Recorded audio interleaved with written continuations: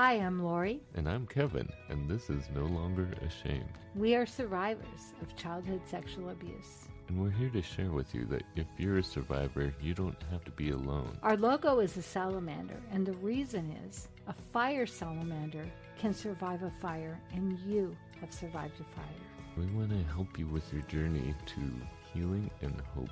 We are all survivors together, and we walk this journey together, and you are not alone. By telling our stories, we are hoping that you will have the courage to share your stories as well and find your voice. Because stories are so important, and for so long I know that I wouldn't tell my story, but when I finally shared my story, that's when I got my freedom. And this is our journey and your journey to healing and hope. So come with us. We are going to talk about secrecy now. Shh, it's a secret. And the reason we're talking about it has a lot to do with sharing, and it's probably the largest reason people don't share is as a survivor, we're taught to keep it a secret. Mm-hmm. And that's the only way the perpetrator is able to keep on perpetrating, to get away with it. And control us. And control us is through secrecy. And we are taught, now it's a little different now, but we're taught that we have to obey, those, our elders, anyone older than us. Yeah. And so they tell us it's a secret, you better not tell anyone. And then they threaten us with harm or harm to our family. And as we grow older, that part of us remains little. So we don't realize as we get older that we're adults and we can tell. It's like, oh, I can't tell. It's a secret. Yeah, it becomes a learned behavior, especially if you were abused when you're young. We don't know any better. And there's so many ways they teach us to keep a secret. Sometimes, like you said, it's through a threat by saying something's going to happen to you. Or they say, and this is the weird part, if they say you have to keep it a secret or something will happen to me. If they are our caregiver, our provider, they'll take you away from me. Yeah, I'll have to go to jail or I'll get in trouble if anyone finds out. So this has to be our secret. So they threaten us, but not with harm to us, but harm to themselves. And by doing that, they're making us maintain this secret so they'll keep taking care of us. So I see there's like several different, there's harm to them, harm to us, harm to our family, the ones we love. Mm-hmm.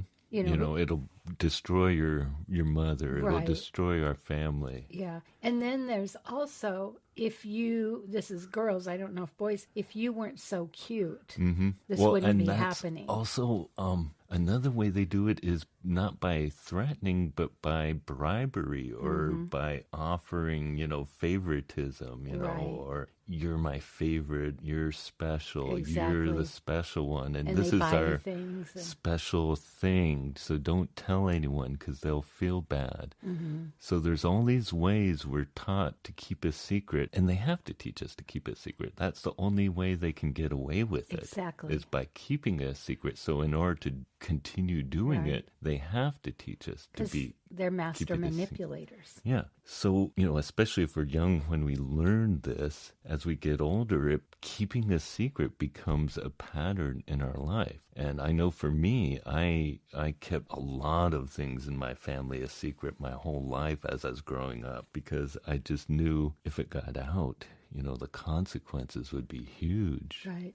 Well, and here's the thing, too. The abuser will say it's a secret, but then our family, if it's not our family, there's family things that, they'll say, listen, don't tell our family secrets at school. So now all of a sudden your little kid brain is going, oh, I guess that applies to both, because we're not old enough to rationalize it. Yeah, well, and our family is brought in on the secret, especially if they are aware of the abuse or if they're being abused as well. It becomes the whole family secret. So for someone to be the whistleblower, I was basically the whistleblower in my family.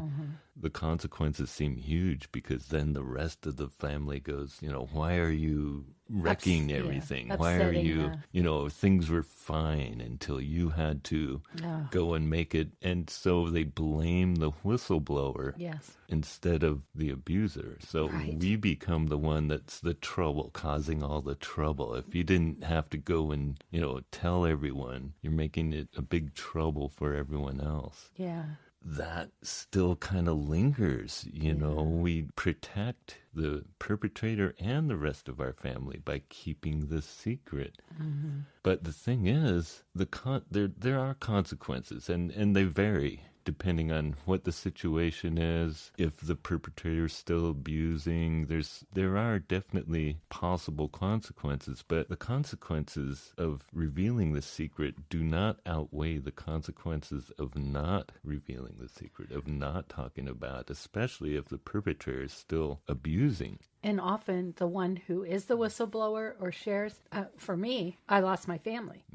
All my aunts, everybody. Yeah. We thought we'd get some support, but no, they disowned us. Yeah. And that can happen. yeah, and I think that also it's too much. And you often hear, so there was this thing a few years ago called false repressed memories. Yeah. And they would say, well, because what happened is somebody would come out and they would share what happened, and the family would make their life so miserable they would recant it. And the family would, in order to protect the secret, in order to protect the family dynamic that they've all learned and carried on, they will turn against the whistleblower, the person who's the victim, and then they'll continue the secret. But in order to have any effect on this whole dynamic, in order to have any kind of change, someone has to be a whistleblower. Or It'll healing. never. Healing. And I heard this great saying this week. I was interviewing someone about refugees, and she said healing happens in community.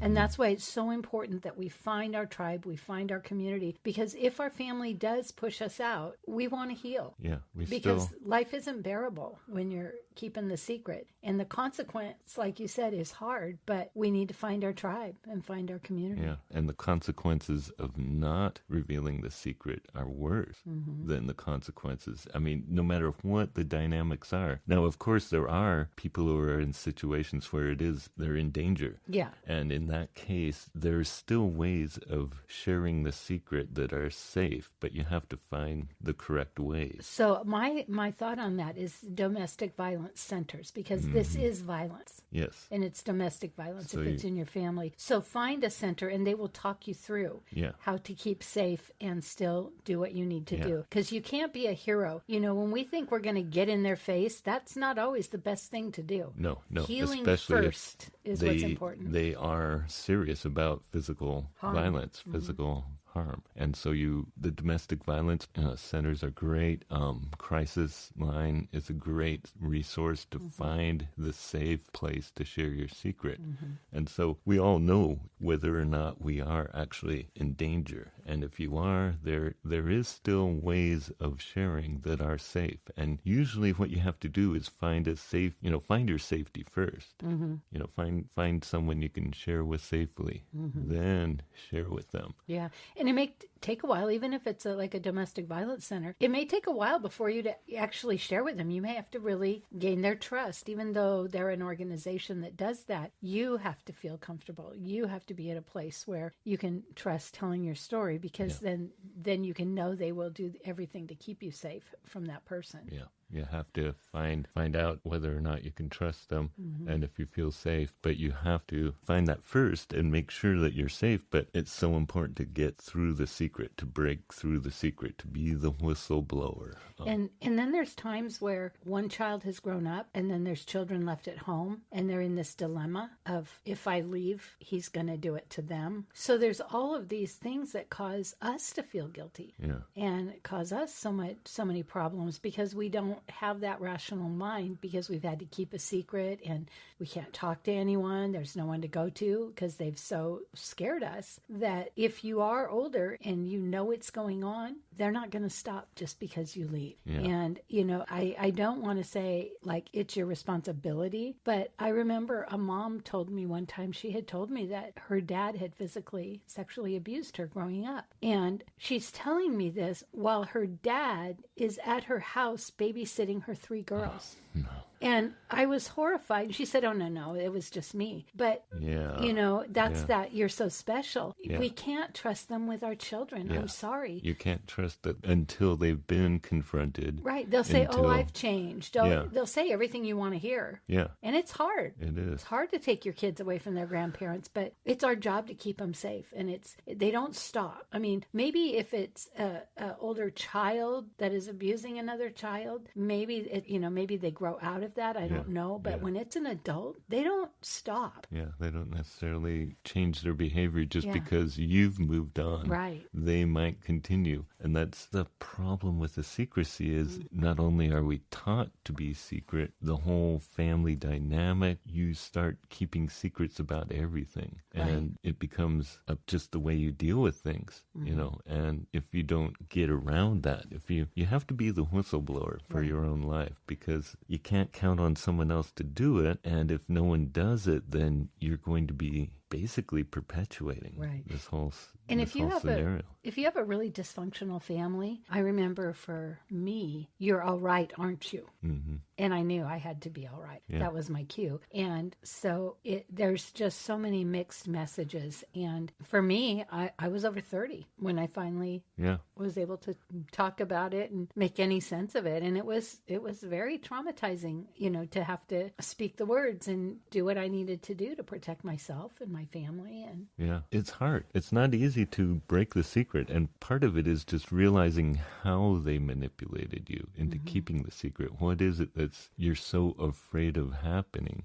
right. And you have to look at it in your reality, your current reality, because you're taught it when you were young, when you were being abused, and it was probably true then. But whether or not it's true now, are they going to threaten you with violence? Are they going to, wreck your family? Are they going to be thrown in jail? And you have to weigh the consequences and also pay attention to how they manipulated it. Did they use, a threat, or did they use bribery? Did they tell you this is their special thing with you, and that's because you were the special one? Or And we don't want to hurt them, and there's part of us we're that taught not to hurt them. Right. We're taught to protect them. and there's part of us that thinks it must be my fault, because when it happens when you're a child, everything is your fault. The world revolves around you. So that's the innocence that's being, broken. And in all the schools, in their training talks about secrets. And my friend is a missionary, Rebecca, and in some African countries, and they are now doing that kind of training because kids that are orphans are devalued. Yeah. And so they're teaching them, you don't have to let your uncles Yeah. do this. You don't have to let, people do this. You can say no. And if they say this is a secret, we want you to come and tell us right away. Yeah. So we can keep you safe. And it's the secret. And when you think about even the Bible never asks us to keep a secret. Mm-hmm. Yeah. Unfortunately, it's scary.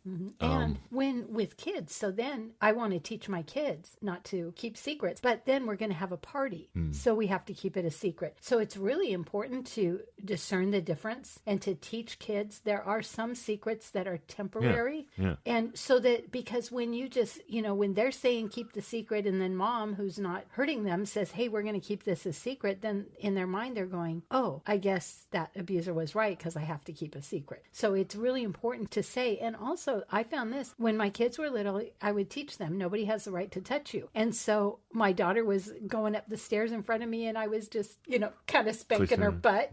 And I mean, I was her mom. I wasn't abusing her. She said, Mama, don't. And everything in me wanted to just tease her and tickle her. And I was like, no, I have to respect that. If She has to know right now that setting a no means boundary. no. Yeah. And, it's hard with little kids because you just want to go, oh, tickle, tickle. But, we're teaching them these things. And so there is a lot to think about when we're talking to kids. And it's like there's so many mixed messages, I think. Well, and I think in a future episode, we want to talk about red flags. And I think secrets are a big red flag. But how do we know that someone's keeping a secret? But there are certain things. I mean, when we're taught to keep a secret about this, we tend to keep a lot of things secret. So, that becomes a pattern of behavior. And so we learn to hide Well, because what will people think?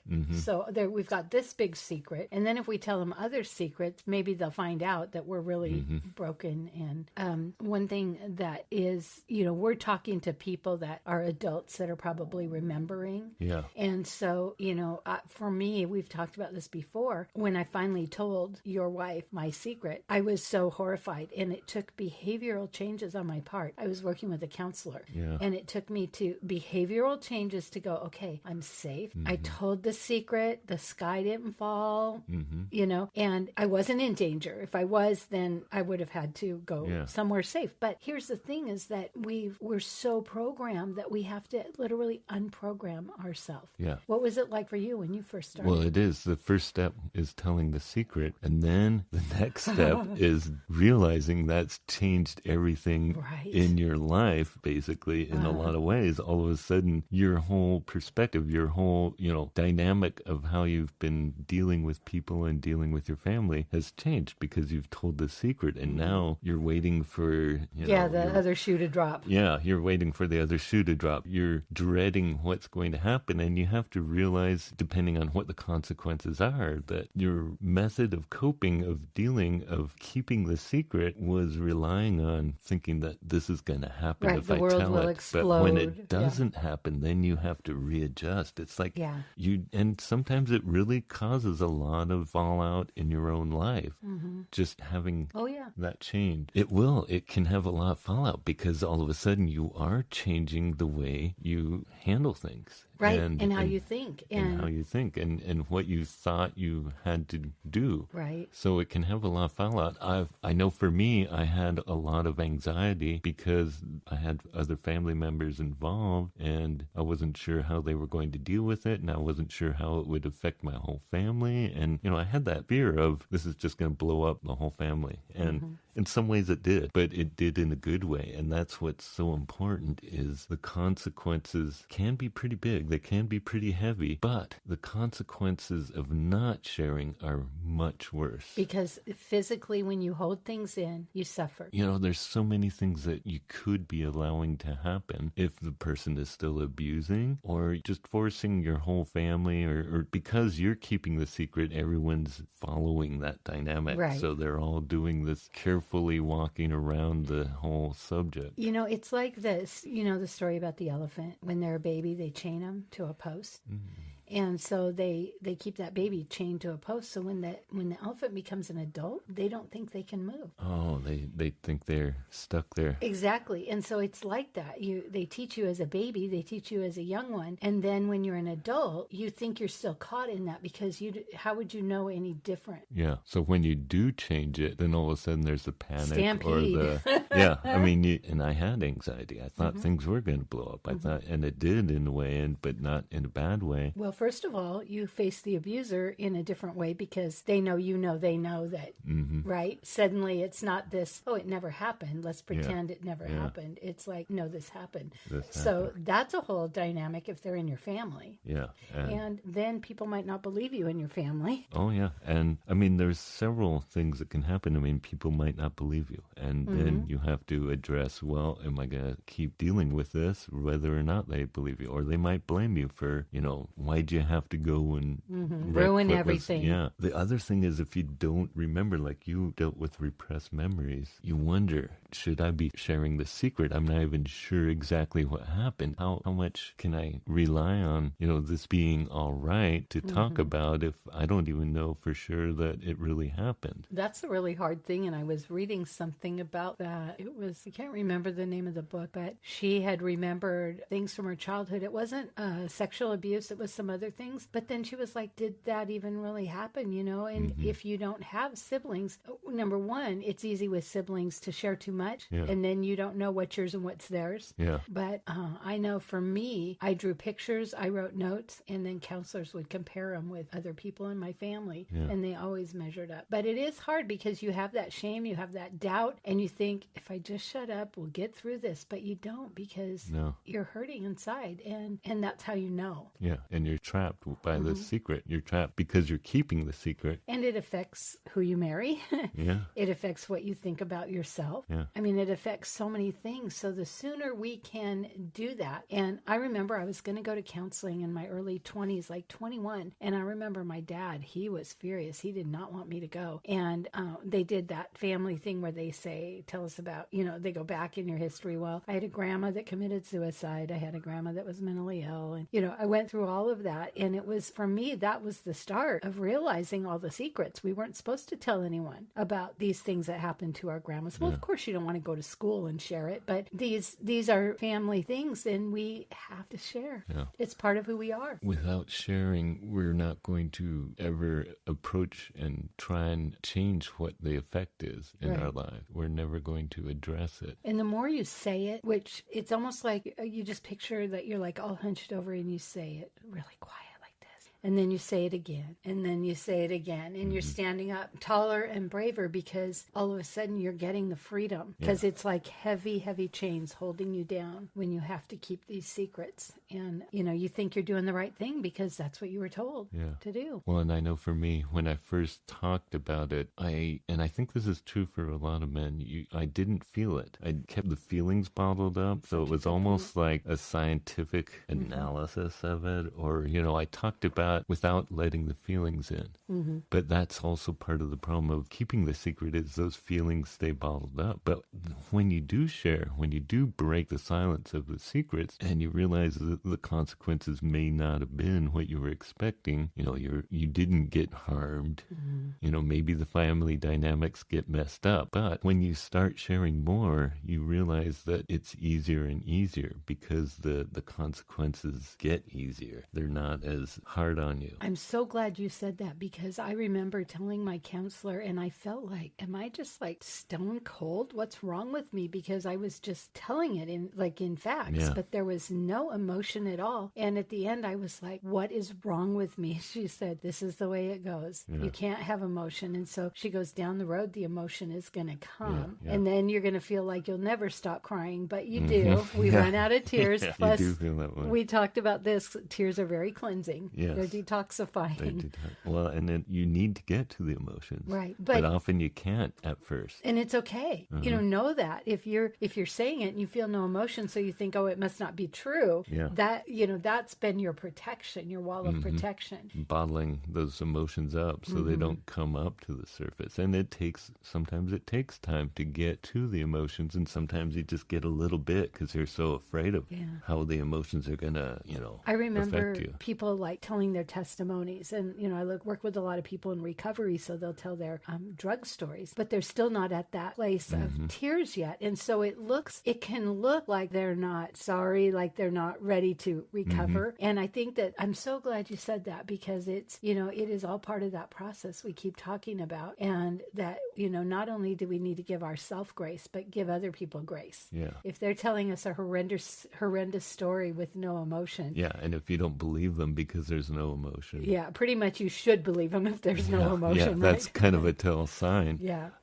There also the consequences of keeping the secret. The only one you're really protecting is the perpetrator. And they are the ones that taught us to be secretive about this because they had to. Yeah. In order to keep doing what they did, it has to remain a secret. Right. And in order for them to avoid any consequences, it has to remain a secret. And yes, you will probably have consequences from sharing the secret, and so may the family members and so forth, but the only one who's really benefiting from keeping the secret is the perpetrator. And they are the one. What we know is when we go through trauma, when we do the hard things, that's where we grow. That's where, like you say, the sin is found out, the evil is found out. And I think that, the consequence is that we think we know what's going to happen, but that's not necessarily true. Yeah. And that's the control part. And just when we're protecting that perpetrator, we don't realize, because we're still in that child mindset, that they are hurting other people. Oh, I know what I was going to say, that Olympic coach,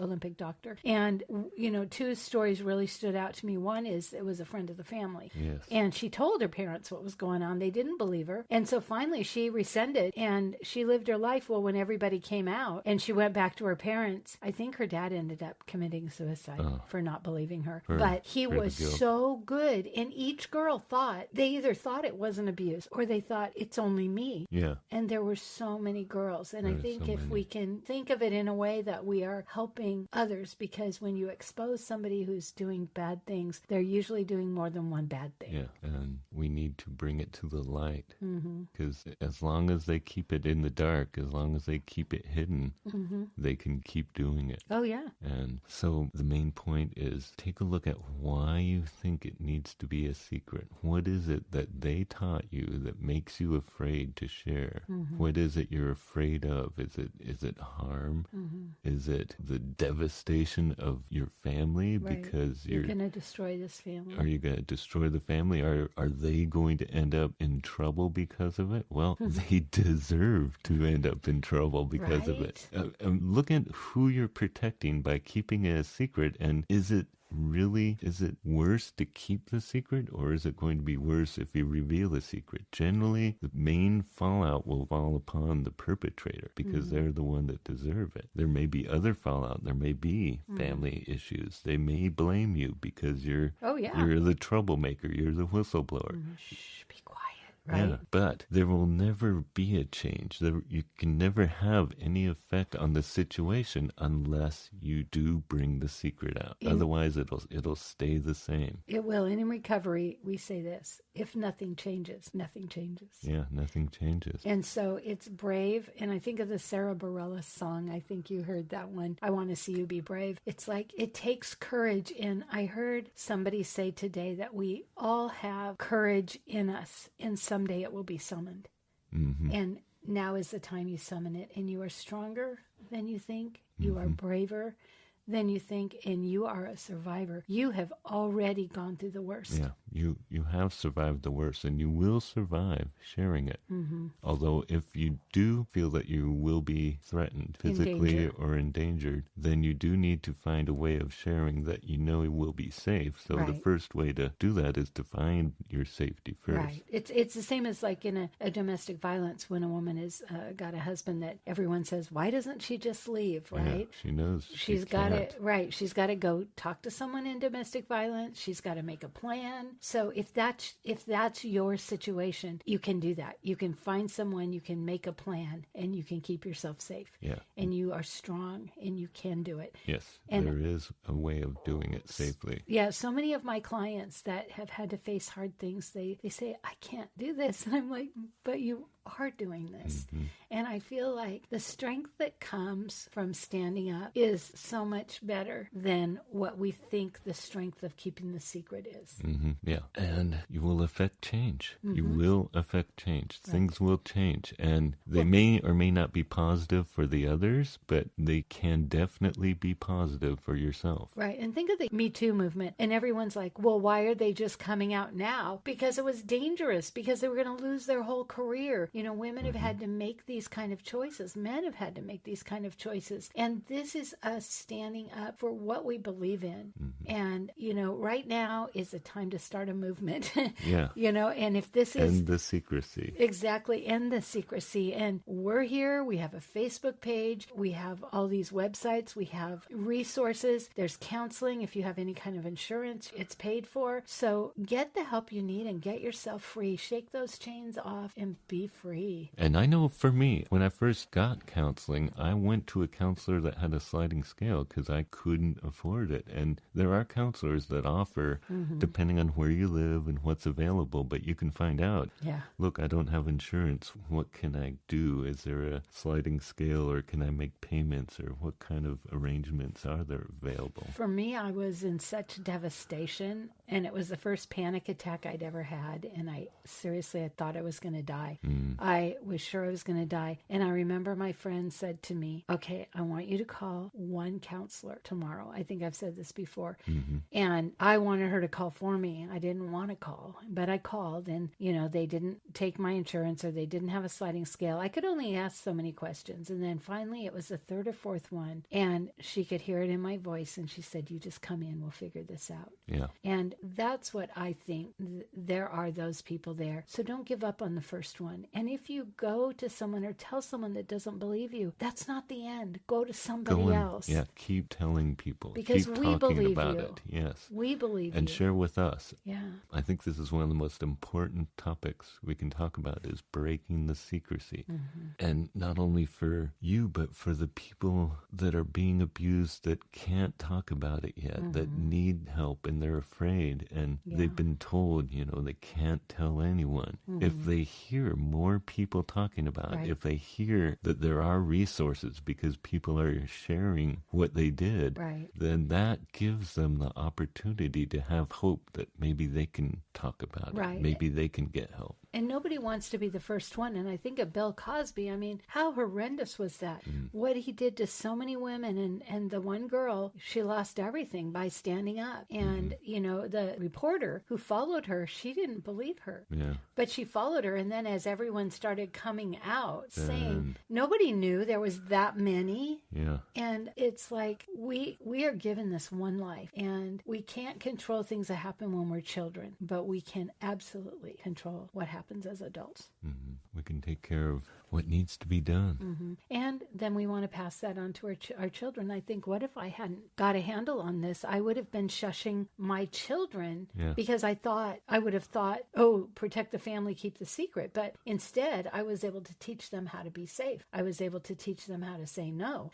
And I am so grateful for that. It's how we reach a hand out to others is by showing that we have the courage, showing that we can do this. And if you have a friend that you suspect has been through this, be patient with them and don't push, but be available. If you start pushing, they're going to defend that person. It's just our natural inclination. Or they're just going to retreat. Right. So make it safe for them. And then maybe one day they'll be able to share it with you. But know that it's something that's been ingrained in them. And it's like just that whole thing about why don't they just leave with women who are abused? Why don't they just tell the story? It's because it takes a process. And as a friend, that's how we can support, by allowing little bits by little bits and validating what they're saying and supporting them. And if they're asking, are you in danger? And if they are, let's find out where you can go when you're ready.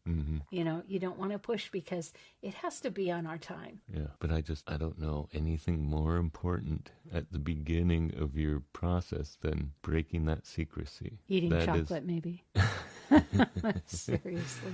The secrecy and I think no more secrets. Finding out why you're so afraid of breaking the secret is the key to it. Why do I feel like I have to protect them or have to protect the family? Or I know it's almost time to wrap up, but that's so good because when we feel that feeling, we feel that fear, we just accept it and move on. But when we take a minute and go, wait, what is that? What is that fear? Then we start to remember, oh, it's because I'm going to get in trouble. Oh, it's, and when we start to recognize it, then it makes more logical sense to us. But because we're so used to stuffing the feelings, when we start to feel it, we stuff it and we don't analyze it. We don't look at it as adults. And so if you start to feel weird feelings, take a minute and what is this feeling? What is this about? So that's it for today. We are going to have a prayer time if you want to stick with us. If not, we believe in you. We want to hear from you. We want to hear your stories. If you like this podcast, please rate and review because that's how other people can find us. And we really want to spread this message. Father, thank you for all the blessings you've given us, especially for the blessing of being able to share with you. And I think one of the most important things we could do is share all our secrets with you, Lord, because you know and accept everything that we've done, that we've had done to us. You forgive us and you love us unconditionally, regardless. You're still there for us, regardless. So I pray that you would give anyone listening, give them the courage to break through the secret, to break through the fear and the whatever is holding them back from sharing the secret, Lord. And I just pray that they would find a safe place that they can share and overcome whatever fears or whatever they've been taught about keeping it a secret. And through that, find out that they really didn't have to be afraid, especially since you are with them and you are protecting them and you are giving them courage and hope, Lord. Just pray for your presence during the time when they're fearful. And Father, I just thank you for this opportunity to share what we've gone through so that it might encourage others. And Father, there's so much shame and guilt that are wrapped up in secrets, Lord, that it's like when you throw all your necklaces in a jar and they just get so tangled up. And Father, I just pray for clarity. I pray that that you will just show your grace, your mercy. We think people won't love us anymore. We think they'll think we're dirty, we're horrible, and those are just lies from the enemy, Lord. But that the freedom that comes with telling the secret, although there may be consequences, Lord, we never try and say there's not, but that you are there and you will walk us through. And Lord, I know you brought people into my life right and left to help me heal. And some people have been with me the whole time. Other people, for a few minutes, maybe a few years. But Lord, bring the people beside that will help be a friend, help grow, help get to the healing part, Lord. And I just pray that your freedom will be enough to help somebody be able to, rather than live in the secret, to be able to reveal it and move on, Lord, and that it's always the right thing to share the secret, and that's just so against what we've been taught. And thank you that you love us. I thank you for your grace and mercy. Thank you that there is a light at the end of the tunnel, Lord, no matter how deep, how dark, how scary it gets. You are there. You're always there. In your Son's holy name, amen. Amen.